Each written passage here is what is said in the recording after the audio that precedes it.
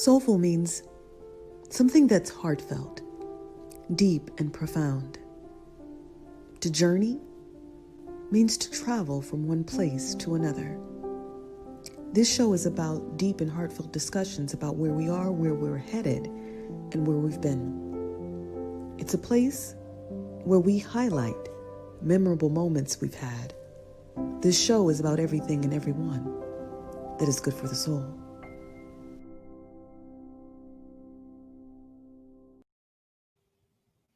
Welcome to Soulful Journey. Take a deep breath with me.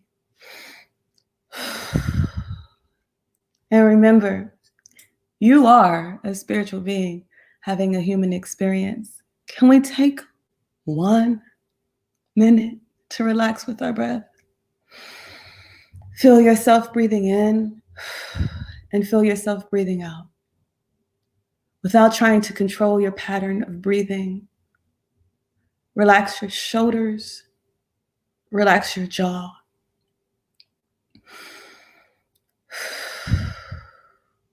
Notice how each breath is different from the next. It's the same with life, ever changing, ever evolving. Whatever is going through your mind right now, let it slip away. Just for this moment, come back to harmony. You are safe. You are accepted. You are forgiven. And you are loved. I am Venus Love Jones, and this is another episode of Soulful Journey. And I am so excited about the guest we have today. Her name is Aqueila, and we met in the poetry circles. She is an amazing person, and wait till you see her smile. I'm just here to begin the show, as always, with a poem. And after I do this poem, I'm going to introduce her, and then she's going to share with you whatever she chooses for about 5 minutes or so. Then we'll come back and we'll discuss that, and we'll do a show and tell. And then we'll end the show with a little bit of fun, with some hot topics, or whatever we choose. Because that's how life is. Sometimes you're just in the moment and you don't plan every dang on thing, right? But right now, I want to begin with maybe something from the Sheroes collection, because the one thing that Aqueila and I have in common is a love for women's empowerment. So I'm gonna put this on my heart because I really don't know what piece to do today. I think. Okay. I am looking at. I want to do this piece right here called "Are You a Good Man?" I think that's a good one to do today. We're going to talk about relationships a little bit, relationships with the self and others. This one is for my brother. Good men look past the color of your eyes and into your heart. A good man always gives you space but never really wants to part. A good man may even say your name around his co-workers or crew. He loves to say my wife and I when he speaks of you. When you're in an argument that leads to a verbal fuss or fight, he'll find a way to a middle ground before the end of the night. I've known gentlemen who lend a hand and know how to open up a door. I've known good men who don't feel the need to compete or score. A good man picks his ego up off the floor. And yours, if you fumble or fall, he'll kiss away the pain and respectfully return every call. Good men tend to serve their community and make the voiceless speak. This kind of man has a spirit so long that your knees get weak. The ones who post love notes that inspire you to dream or fly. He'll live a life based in principles rather than lie down and die. He's the one who brings home dinner just to put a smile on your face. A good man delivers you plants and roses to perfume your place. I've known good men who are married, but they still set lunch and dinner dates. He even threw out whiskey to help her discover her good traits. A good man will stand beside his queen on that dark and dreary day. I've seen them kneel down and give thanks, asking God to lead the way. A good man reads books on how to maintain family and cash. A real good man has polite patience that often resembles class.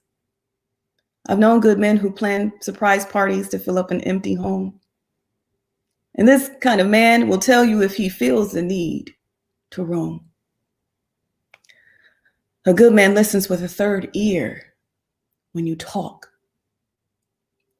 He even knows the value of a good starlit walk. I've known good men who love to massage away stress, greet you with hugs and a candlelight, bubble bath and say, rest. A good man can smile and make the sun shine during stormy weather. He's really good if he tends to ask, how can I do better? For all those reluctant men who are still wondering, what does she have to do? All of the above qualifications apply when in search of a good woman too. So that's a piece called, Are You a Good Man? You can find it in this book, but you could also find it on the Politics CD. My name is Venus Jones, and I wrote that. And I want to introduce you to a good woman. Now, this woman here, she is a mother. She is an award-winning, widely published poet, author, and journalist. She's also what we call an artivist. That's an artist and an activist. Aqueila M. Ross uses narrative pedagogy that is centered around themes regarding personal topics, religion, identity, women's empowerment, and social justice. And currently she lives in Las Vegas, Nevada. So without any further ado, I am going to introduce you to Aqueila M. Ross. Aqueila. Let me shake the rock for you, sweet. Dang, I wish I had some instruments. Yay, I got mine right here. You got them right here, these two things right here. I'm going to step back, Aqueila, so that you can take up the full screen and share your full heart or whatever it is you want to share for the next 5 minutes, and then I'll come back and we'll talk, okay? All right, so you have a poem or something, whatever you choose to share. Okay. I'm just gonna share that I might have a special guest with me because she refuses to go in the other room and be quiet. I'm a mom, like you said. That right now is the topic and the main ingredient of my life. Her name is Aqueila, aka Baby Love. She's 3 years old. And you might hear her in the background. I'm sorry, I can't take her out. So yeah, that's what a lot of moms are having to do, especially with this pandemic that we are all facing. Like, where can we do what we need to do, shine, and continue to be a mom? Well, not unfortunately, but it kind of does sometimes feel unfortunately. Being a mom will always come first, regardless of what you want to do. But my other love is poetry. I've written a book. It's called Stop Hurting and Dance. It was published by Pacino Press, a local press in Oakland, California at the time when I was living in the Bay Area. This poem was my first. This book, actually, it's kind of hard to put it in here. But this book was my first baby, and I actually was pregnant when I was birthing the poems in here to be, and then was excited when they were published. They were published in April before my daughter was born. She was born in September. So, Michaela, come here. Come here, baby. Let's sit down and do some poetry. Come over here. Oh, she's gonna be honoring. Let's see. See if I can do it. Where you at? Come here, Kayla. Well, I guess you'll hear in the background. I apologize for that. So the name of the poem that I'm going to share is called Somebody's Baby, Nobody's Victim. For the Aunt Sarahs and Harriets, for Sophonias and Bridgets, for Sweet Things and Miss Things, for Peaches, for all those who remember the pain and the hurt it brings, for Nina, she remembers four hearts beating but needing more. What's on her mind? Who are they? How they come to be? Wandering from house to house, wondering, getting in cars, wondering, sucking on drinks in bars, still questioning, whose child am I? With tears in her eyes leaking, overflowing as a stream, the high priestess sits in between, pondering the darkness and the light. But in her mind, she remembers their pain. She embodies their pain. See, she's been torn apart, ripped limb from limb. She's dragging, but strong. Strong enough to take the pain, and she takes it again and again, stuck between worlds with no way out. Stuck, born in shame and doubt, with no one to take the blame. Forced to live, still holding on to bitterness and shame, still living, but wanting to be reborn. She's no stereotype or fragment of what one imagined to be, or is she? And then maybe one day when they're all free, their frowns will turn to smiles.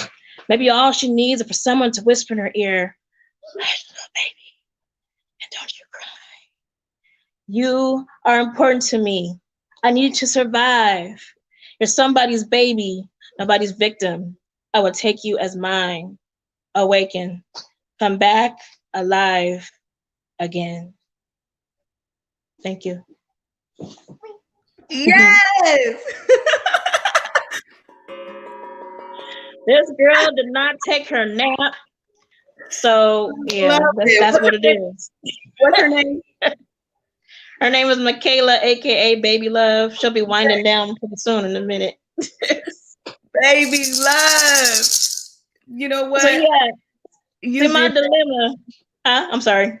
But you did that. What a beautiful poem, and what a great shout out to Nina Simone. And I love that song too, for women. Yeah, Nina Simone's For Women. So that poem was written kind of like, it's called a phrastic poetry. There's another artist named James Gale. He's an Emmy Award winning. He put a call out, or he invited some authors and other artists to write a poem or share some sort of writing to his paintings. Mm-hmm. And the one that he asked me to do was Nina Simone's For Women. And so that's the poem that came out of it. I was like, whoa. And also in 2014, I also kind of did like adapted kind of like a little bit of stage theater out of some of the characters from my poem. And I got a chance to do that at La Peña. Okay. I really want to do that again, hopefully when we get out of this pandemic. Yes, because it's powerful, and it reminds me so much of what is going on right now with everything as it pertains to family, and especially the Black family. We all still need love, everybody, no matter what your pigmentation, but I do think that historically, there has been things that divide us. And that's why when I started with that poem, Are You a Good Man? I was thinking about something that you told me earlier in the conversation before we started going live, but it's just that sometimes I was thinking about too, like, I don't know, I know you're married, correct? Yeah. Yeah, and I know that you were just telling me that sometimes, I mean, even as sometimes when we're in situations where we're working hard, like all of these different women, there's 4 different women, right? And they have these different personas. But at the end of the day, we all are trying to be the best role model we can for children in our family, or as well, whether we're a parent or not. And I think that it's really important that we look at those different characters that she was speaking of. And I don't know who you identify most with 4 women. But I never even asked myself that. I just no. identified with all of them. There's like different stages in my life. I felt like I was all of them, you know, even though you might not be able to tell that I'm biracial, but I do have my ancestry does have the European. I found out from my dad's side, from Barcelona, Spain. Wow. So yeah, there's a lot of things. I felt like I identified with little bits and pieces of each of the women. Mm-hmm. So I think that's why it spoke so much to me, and I was really grateful that James Gales chose that poem for me to do. Yeah. Well, I'm glad that you had an opportunity to do that poem. And right now, I kind of just want to ask you, because Michaela is doing her thing, it's making me think of another poem I wanted to read to you. Okay. And this is a poem I gave to Nikki Giovanni, who I think was inspired by Nina Simone, as well as Ntozake Shange may have been because of her choreo poem about women. But this one's called The Little Girl in Me. Untamed and running wild, that's Michaela.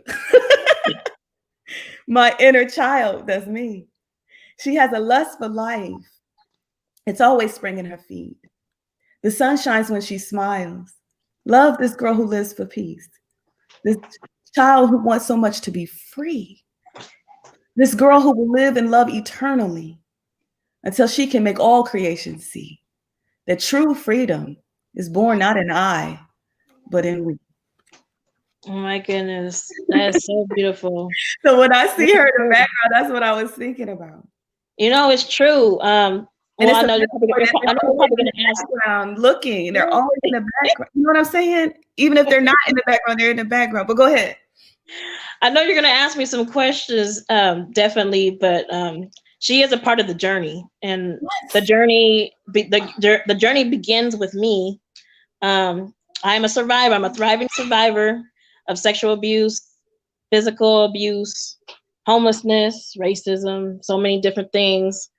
And I in 2010, today is my 10-year anniversary of deciding that I wanted to rewrite my story.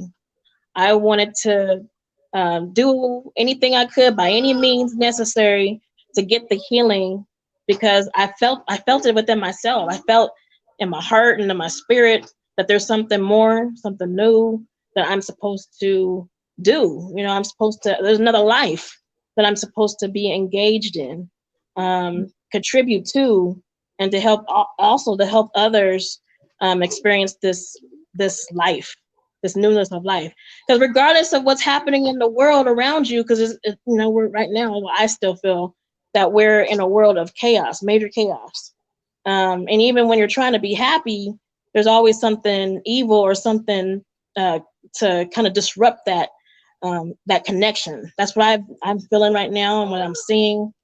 And so for me, making the decision to be dedicated to my own healing, I'm kind of able to deal with it somehow, even though like I've been my body and my mind and my spirit has been majorly triggered And it's just like today I'm smiling because I actually feel like I want to smile. I haven't wanted to smile for a while. So yeah, my little girl is my testimony, pretty much. She is a testimony, but I just want to also say, like, wow, thank you for, I know you just reminding me that this is your anniversary of that empowerment movement, just to know that this was the day, right, that you made a change. And so many people may forget to mark the date, but this is a reminder that you can mark the date when you make that type of change. Yes, definitely. Yeah. Definitely. Yeah. So I wanted to ask you, I want to say you're getting some amens and absolutely's in the chat. Stop, Michaela, please stop, baby. I'm gonna have to ask my husband to come and get her. That's what I was gonna say. Dad, he's gonna have me add to that poem. Are you a good man? Will you come get my child? Can you get Michaela, please? I'm on a live interview. Sorry, everybody, but this is what we go through. Can he come on too? This is a family affair. Why can't he don't need no play. He don't need no interview. Okay, get up. Uh-oh, sorry, y'all. Oh, well I just wanted to ask you where you get your support from, or how do you feel most supported though during times like this? Because you brought up a lot, and I just want to know how people, when you talk about overcoming, being an overcomer. Yeah. A lot of people are still going through the similar thing. Hold on, just pause for a second.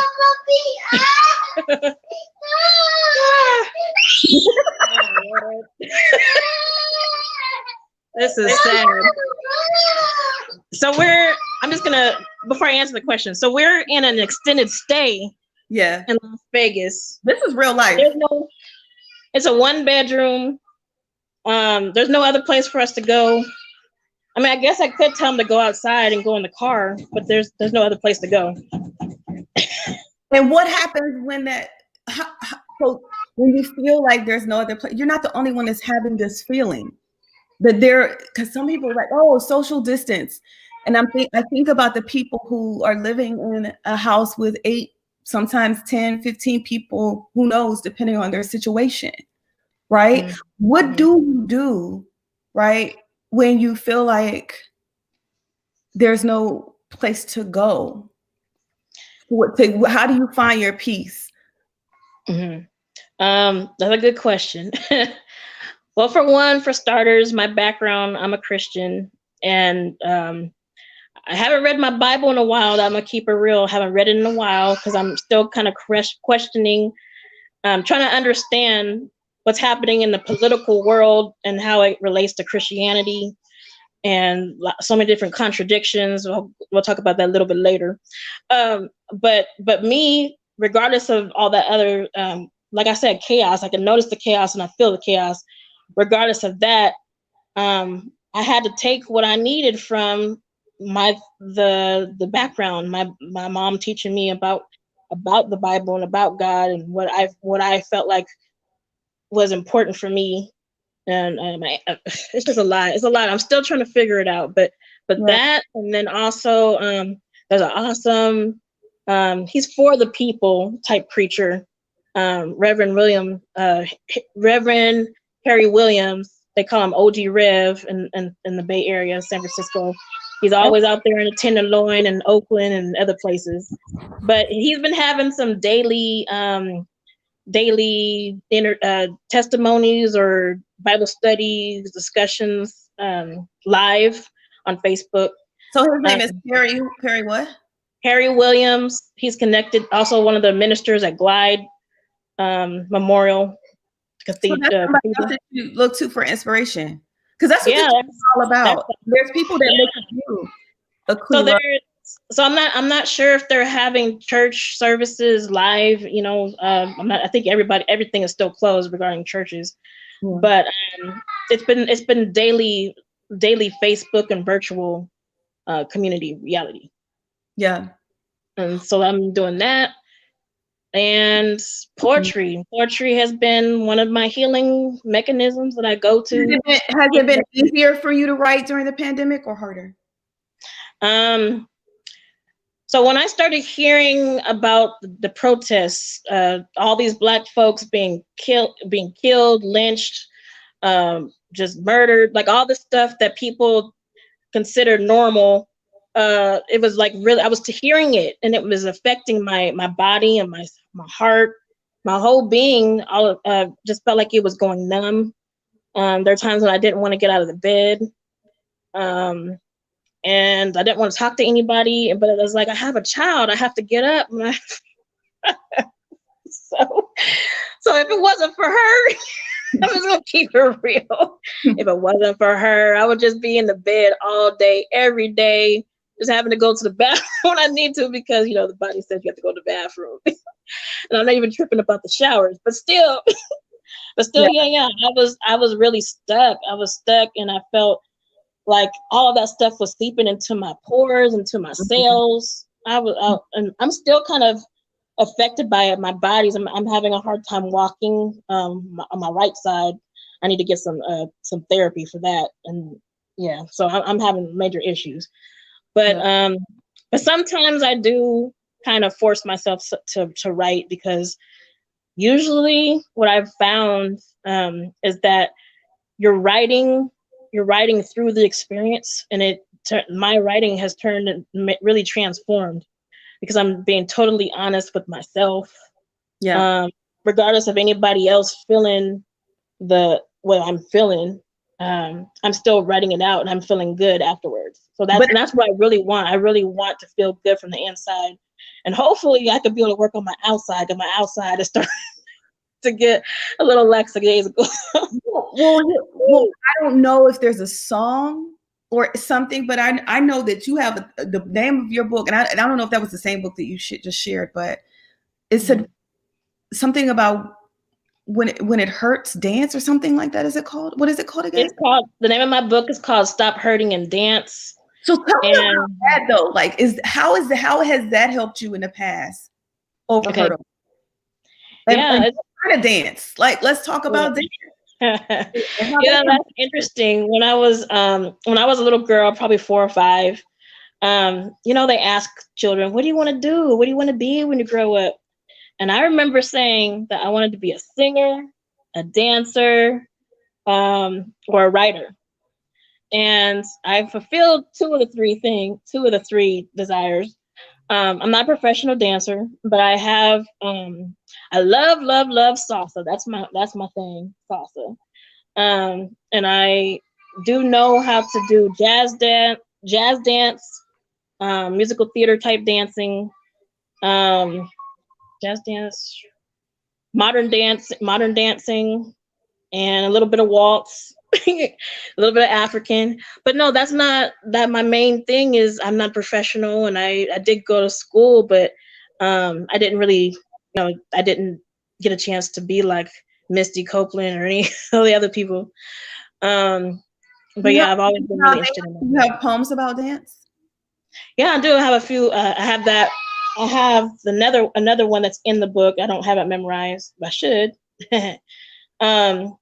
But dance for me, I guess dance was another one of those forms that, or what I've heard and what I've seen, is that when you do it, your body there's something inside that sends different messages to your body, and it makes you radiant.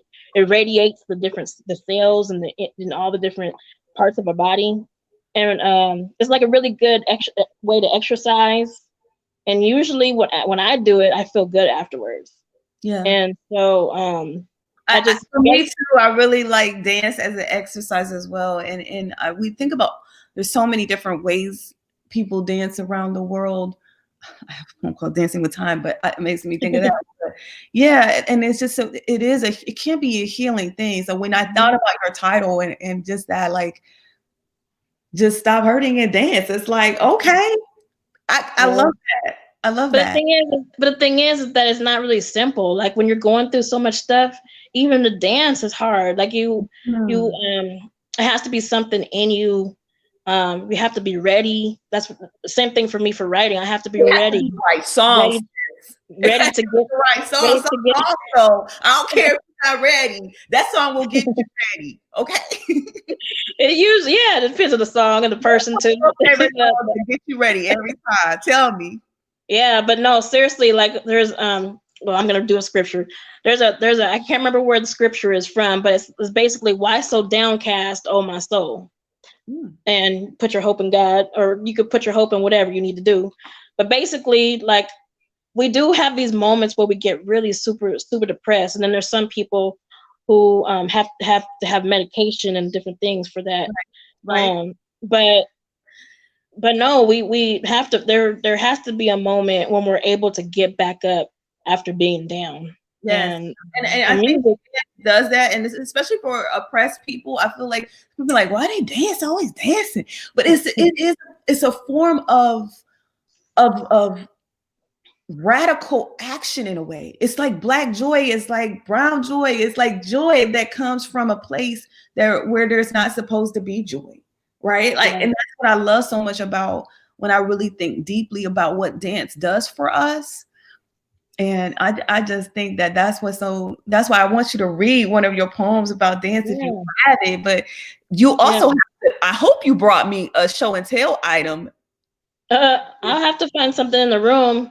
Now I am in the midst of trying to rewrite the story of homelessness as well. Okay. So a lot of my stuff is in boxes. I'm in an extended stay in Las Vegas, and I'll try to find something. Everything else is in boxes, but I'm gonna read this poem. That's also page number 10 in my book, Stop Hurting and Dance. The name of the poem is called She Rose. She rose. Out of the ashes, she rose to expose the truth. For years, the story was untold. She rose from her slumber after bearing her pain, sniffing cocaine, imprisoned by years of sexual violence. She's broken and welcomes silence. She has nothing to say. She's been here before. Her ancestors too were used to this routine. Their words are useless anyway. They're invisible. Her gut is sore from the vibration of the blues. The tone is familiar to a few or too many. I've lost count. I have a fascination with the reincarnate, and 9 lives were added to her, passed on generation to generation, beginning with slavery. But pick yourself back up again and do it all over again. You must, so your babies will praise you and teach you how to dance again.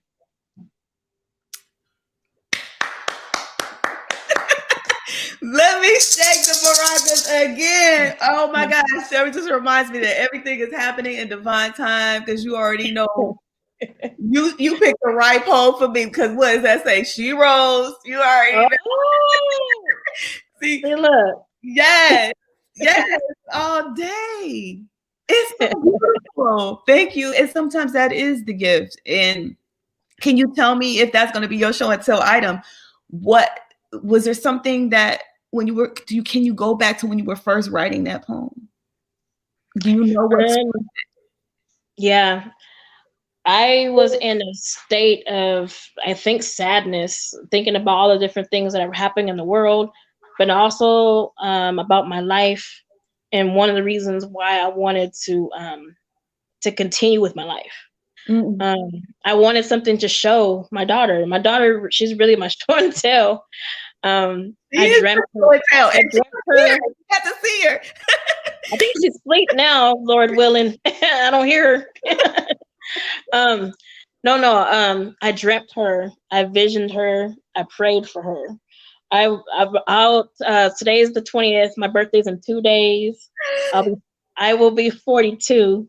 So I had her when I was 39 years old. I was 39. Wow.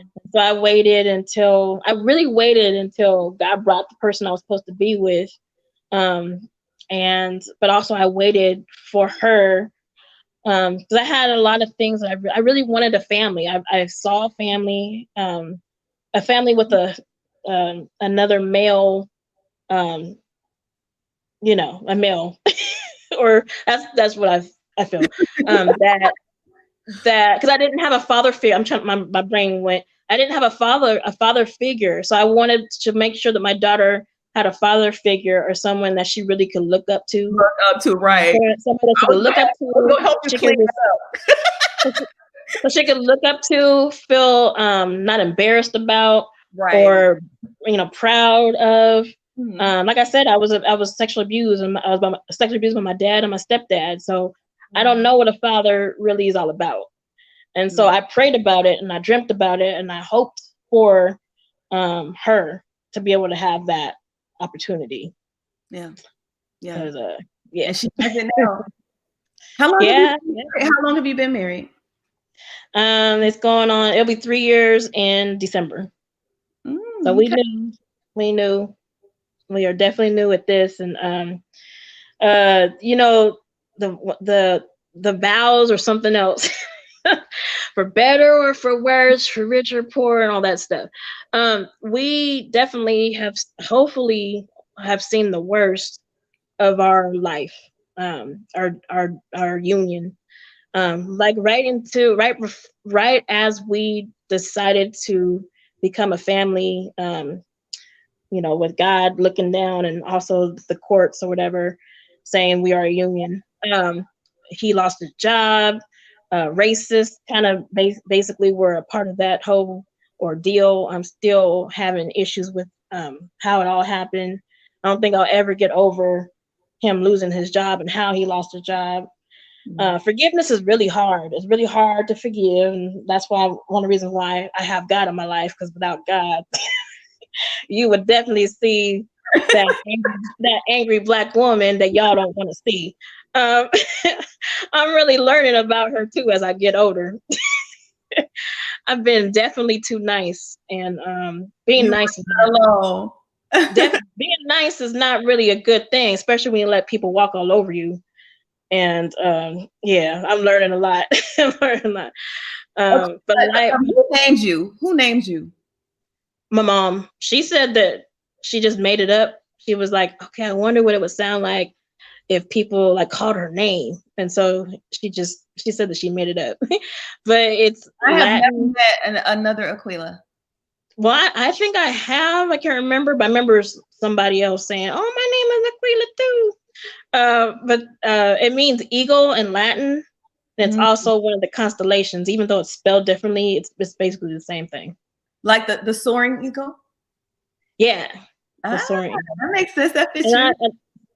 You know what? I think so. Somebody had mentioned about spirit animals. I want to look into that, but I do. The eagle, definitely. That's who I feel like I identify. Divine, because I actually looked into. This is all soul chat for real now, because I actually looked up my my animal today, because I was like, whoa, what does this mean? I woke up this morning with these crows on my rooftop. It's like wake me up.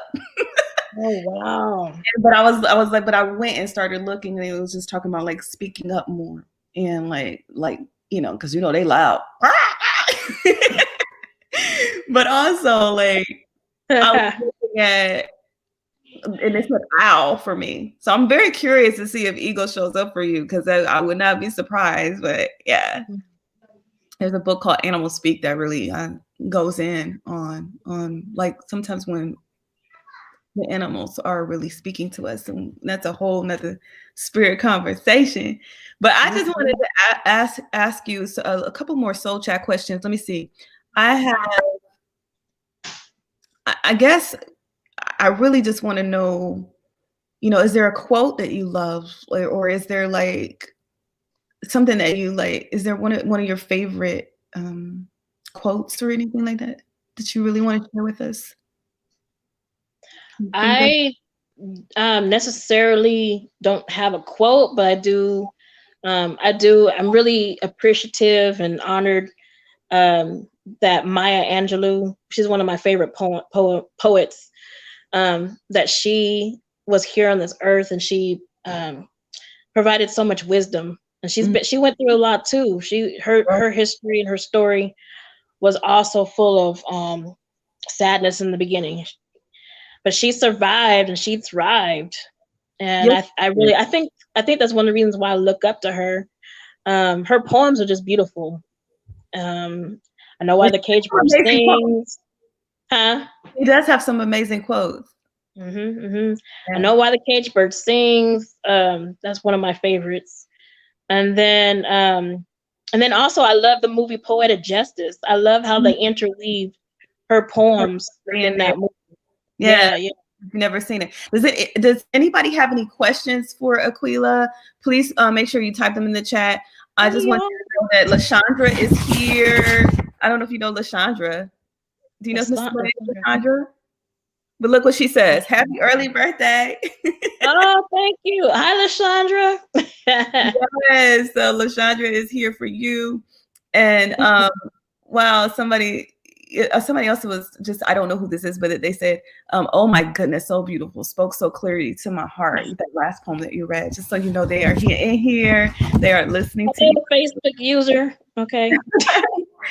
Sometimes you all have to remember to you have to like type your name, because we are broadcasting live in 3 different places, so sometimes it's asking for your name so that we know exactly who you are. So you have to kind of do that before you type in. But thank you all for listening. You have it's Clarity. Oh, hi, Clarity. Okay, so just so you know. Clarity. Hey, girl. Yes. So yes, her and Uriel is in here. We got some other people in here. So thank you so much, you all, for listening. As we are still having this chat about transformation and how to overcome, some of the hardest things. And Aqueila has done it. She is still doing it, and that's why I wanted her on the show, because how we perceive and how we look at people who are rising above challenges is so important to, not just celebrate people when they on the mountain, because you know how people do, right? But we got to sometimes celebrate people when we're still going through the struggles, because I think that's key. And I'm just so it's so important that we talk about how we can support you. And is there any projects that you're working on right now, or can you remind people of how they can support you? Where? Yeah, just real quick before you go into that part. I definitely want to make sure people know that I'm still going through it. And, even though I wish I wasn't, there's something that I'm supposed to do. That's all I can think of. I haven't, I'm trying not to wish that I could be with the rich folks and not have to worry about stuff. And, I thought about that just recently. And maybe I shouldn't have thought that way. I apologize. Forgive me. Because I don't know. You don't know what rich folks go through. Or I know I don't. But anyway, yes, I'm still going through it. I'm still going through it. And I want to be able to share with others what I'm doing as I'm going through it. So you help other people. You have had workshops that have helped other women who are going through. Can you talk more about that? Yes. So the one workshop that I feel like I definitely is my baby, is something that I want to continue to see this grow into adulthood. The name of the the name of the workshop is From a Victim to a Thriving Survivor, Learning How to Revive the Soul. And it was basically, thank you. It was basically all about me, all about me. Like I really wanted to know, how can I set my soul on fire? How can I revive my spirit? How can my body be excited about wanting to continue to live?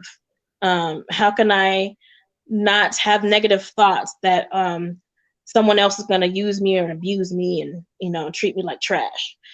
So it's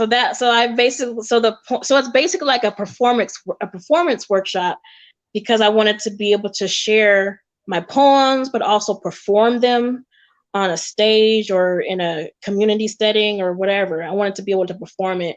We do the work. Figure out, what does the victim look like? Because a lot of people have different ideas of what a victim looks like from the outside, or the things that they say. So victim, do the same thing with survivor, and then a thriving survivor, and then really ask the participant, like, where do you want to be? Where do you want to go? Where do you envision yourself within this journey, that if you are the survivor or the victim or thriving survivor? And so it's like an interactive, engaging type performance And workshop. What's one of the best results you've gotten out of that workshop from anybody? You remember anybody saying? Yeah. So there's a young woman that I met through, we were both doing, what's it called? Like not freelance. We were like interns, I guess you could say, interns to another agency. No, sorry, nonprofit, to another nonprofit. We met through that nonprofit, and I was able to do my performance workshop. And she said for the first time, she really saw herself as a survivor, and that she wanted to heal.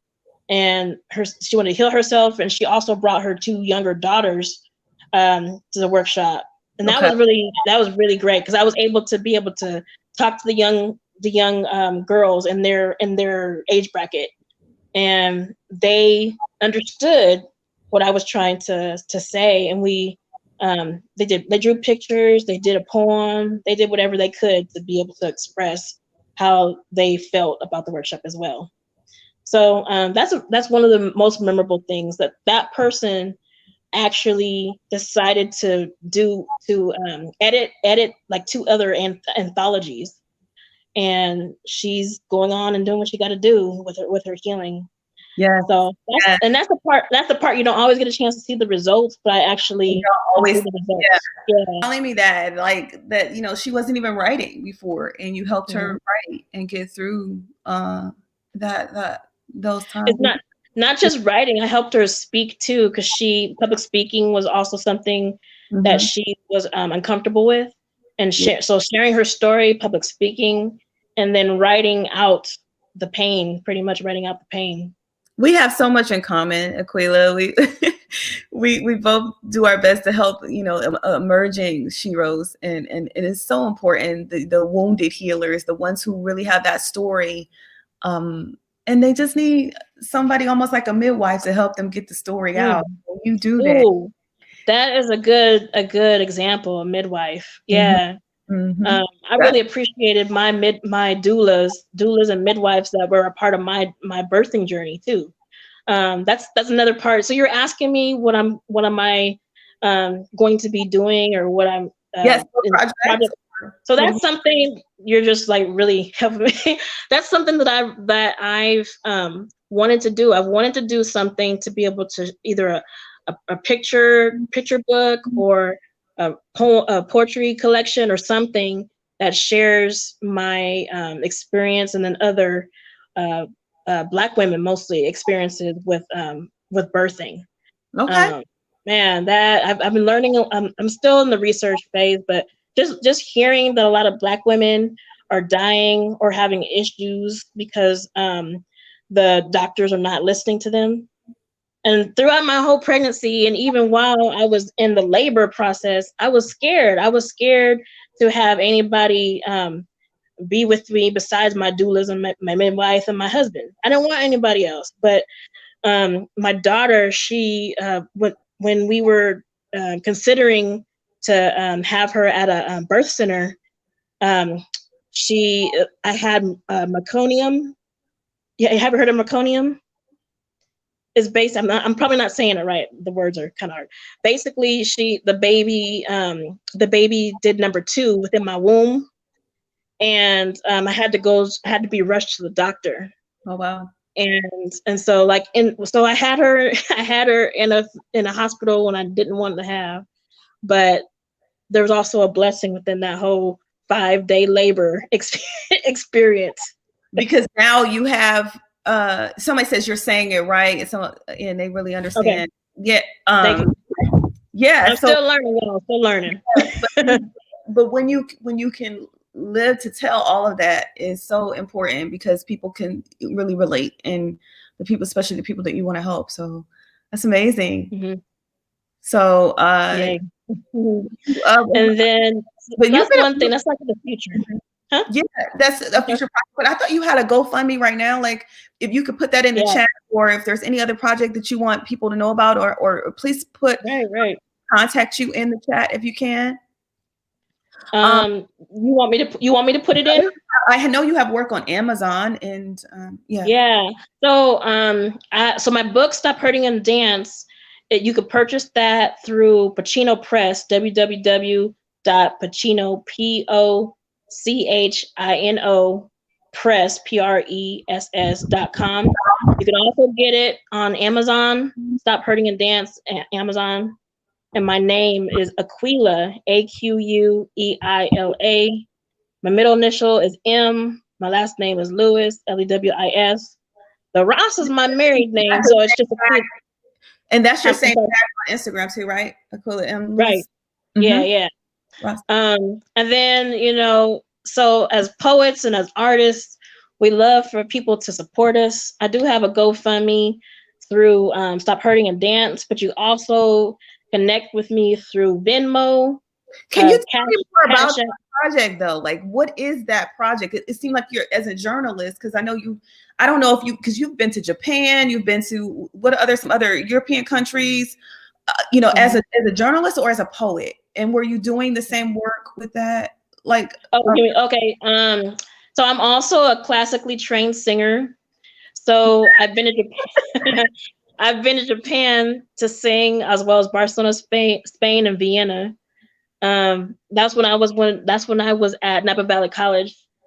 Yeah. So you gotta say something now, right? No, I haven't practiced. I haven't practiced in like 15 years, something like that. I haven't. My voice hasn't been warmed up. I'm not exactly sure. I already know you're singing during labor. 3 years ago. I'm not sure exactly why I stopped. I think I saw poetry and I was like, oh, let me try this. But no, I also did poetry in college too. No, but seriously, Aqueila, did you dance and sing during labor? Because I've seen people like in labor and they're like dancing around or like. I did kind of, but it was like, it really hurt. Like my body was, I think my body was in shock. Was like, what the hell is this? I don't know who this is. It might be charity again, but someone wrote, because look, somebody wrote, girl, I had a 5-hour labor and I can't imagine 5 days. Right. I mean, I'm really stubborn. Like they were like, don't you want to have an epidural? Don't you want to have all these different drugs and stuff? And I was like, no. And then I didn't sleep either within those 5 days. I don't remember sleeping. So I think the 4th day I was like, okay, I need to go to sleep. I was like, so they decided to give me an epidural just to go to sleep. And so I did. And when I woke up, that's when the baby was ready to come. Seriously, like my body did not dilate, and I didn't want to be cut up. I really didn't want to. Yeah, I'm really stubborn. I just. But anyway, going back to here now. I'm sorry, huh? She is here now. Yeah, she's here. She's here and making me sleepy all day. I have to figure out that whole thing. But and then the other project. So my birthday's on Thursday. I have the experience of booking artists. I think that's where I know you, Vina. I think you did put in a request to perform at the Empowering Women of Color Conference. Do you remember? I think, yeah, we're still trying to figure out like where we know each other. But I can't even remember how we met. This is supposed to put us together, but the truth is we don't even remember. But I was the entertainment chair for the Empowering Women of Color Conference for like 10 years. Okay. And so I booked artists. But because of all the different things that were going on in my life, I haven't had the chance to do one of the other joys that I really love to do. And so this Thursday, it'll be my birthday, but I'll also have an opportunity to curate the show. I was already scheduled to curate with this organization, Eves at the Beat. And it's going to be this Thursday. I have a list of dynamic Black women and also some Latinas that are going to be doing some things in the after part of the show. So yeah, it's really exciting that I get to be able to get back to where I live. And so I have to figure out, like, how can I be a mom? How can I be a poet? How can I be an author, a journalist, and also book other artists? I know I can make it work. I just have to figure out like what I'm doing pretty much. With only so many hours in the day. But as you said, you know, you may have to return back to your dancing, your scriptures, and that joy that you get just from just putting that smile back on your face, because it's a beautiful smile. And I want you to continue to remember that you have so much to give, and it is so obvious. You rose, she rose, and you keep rising, because we obviously are both supposed to keep ushering in more of these people who really want to rise with us. So I'm excited, especially for all of the mothers who can hear you and see you still doing the dang on thing. So yeah, and I know that things seem uncertain, but you are progressing and your path is clear. And if your purpose was fulfilled, like you said, you would no longer be here. So thank you so much for this soul chat with me. I really I want you to just continue to do what you're doing, Aqueila, and remember, you are that eagle that soars. You really are. So Thank you. Thank you. I will make sure. Let me see if I can, because I don't see it in the chat. But you all can follow her on Instagram at Aqueila M. Lewis Ross. And if there are no more questions, we have to say goodbye for now. Next week we have Aisha. She's another mom who is going to be joining us. So she's going to be talking about homeschooling. So you want to come back and listen in, Aqueila. You may have to homeschool soon. Who knows? But I'm excited to have her next week. But this has been a pleasure, and I'm gonna say see you later. I don't like to say goodbye, but I will see you later. Okay? Thank you so much, sis, for letting me have this opportunity. And you are beautiful too, and I love your smile. Thank you so much. Thank you so much. So yes, this has been another edition of Soulful Journey, and this was an amazing soul chat with the one and only Aqueila, and she is just an inspiration. So make sure that you continue to support her in any way that you can, and I will make sure that we tag her on this soul chat. So again, until next time, I just want you all to remember that, you know, I'm sending you so much love and light, my friend, because I strive to always be divine, especially to those who mend. Just remember to keep looking up and to keep looking out, and you'll have a lot less fear and a lot less doubt. So thanks for watching. And as always, peace.